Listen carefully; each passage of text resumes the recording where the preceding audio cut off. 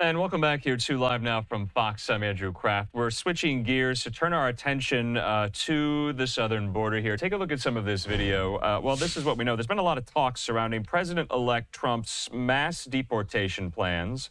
And now a new group of 1,500 people is headed to the southern U.S. border, reportedly trying to get there before Trump's second term begins.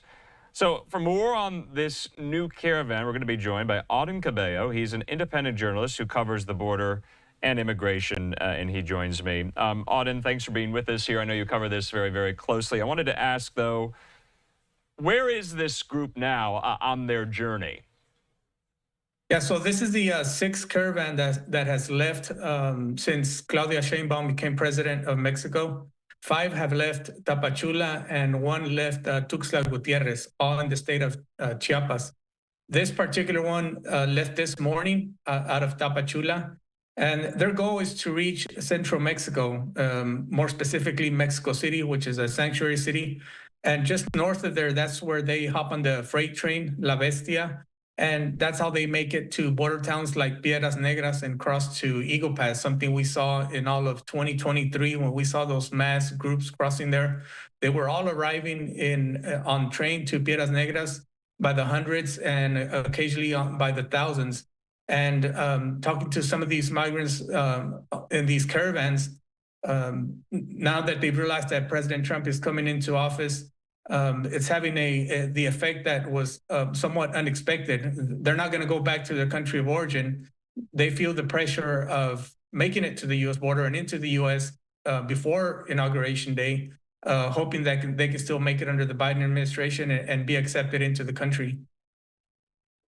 Okay, but with that logic, though, President-elect Donald Trump has said that every person here illegally and undocumented will be deported by however way or means there. That's words from President-elect Trump. So based on that logic, why are they still coming? Why are these people still forming these caravans trying to get to the United States with those designs, with those plans being put in place here? Stephen Miller, who's going to be a key policy advisor in the next Trump term, said on Fox News a couple of days ago that this is priority number 1 on day 1. So why? Yeah, so I've been to Tapachula and I've spoken to a lot of these migrants and gotten to know their thinking, their thought process. And Tapachula is ground zero for the migrants. And there's a differentiation that needs to be made there in Tapachula with the migrants. There's some that once you know where they're coming from and their economic status, you know where they're going to cross and how they're going to cross.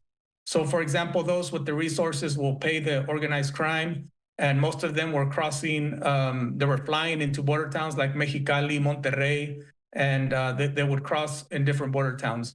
The ones we're seeing in caravans, they're the poorest of the poor. They've sold whatever they had back in their country of origin. They don't have anything. And that's why they're going from shelter to shelter, NGO to NGO.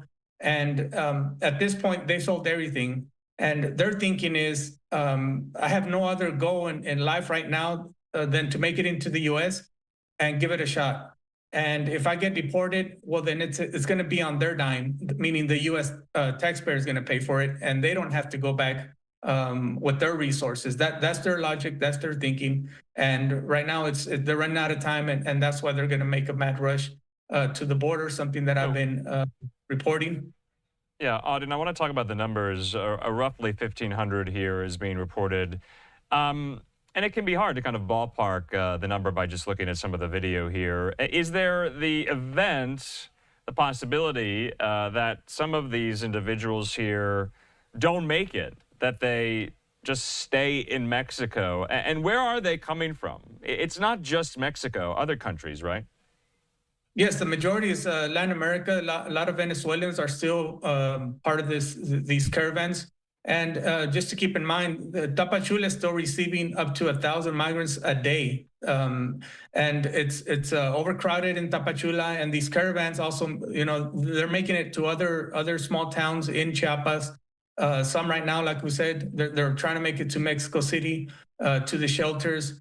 Initially, they've been doing that all year and processing their CBP-1. But right now, it's so many of them trying to do that application that it's crashing the system. They're getting frustrated. They're getting impatient, and now that's why there's this urgent rush to get to the border. So I wanted to talk about as well if there is any, leadership structure to these caravans. Is there any organization, or is it kind of an amorphous blob of people? I mean, who's in charge here? I guess my question is. Yeah, so in Tapachula, you have individuals like Luis Villagran. He has an NGO, an organization. He's been organizing some of these caravans, but once they leave Tapachula, he'll stay back and pretty much organize the next one. And then from there, these caravans, a natural leader will come out of there and kind of lead. And that's why they're leading as a caravan they say it's to protect themselves from organized crime. They're also being escorted by the National Guard, usually the Red Cross, just to provide any assistance. So they're not completely alone. There's still some guidance there that they're being led and protected. So what will their claims be? Are these quote unquote asylum seekers? Can they make a verifiable, valid asylum claim, or no? Are they just hoping their chances are good to cross illegally once they get there and if they get there? Yeah, so we've been seeing the reports that they're not properly being vetted, not even under CBP-1. And under the Biden administration, they've been let into the country. And that's still their belief that, their days are counted and they're limited. And that's this urgency that they can still get in. Okay. Whether it was under CBP-1 or crossing illegally and then claiming asylum, they were still being let into the country. So that's their thinking, and that's why they're moving north.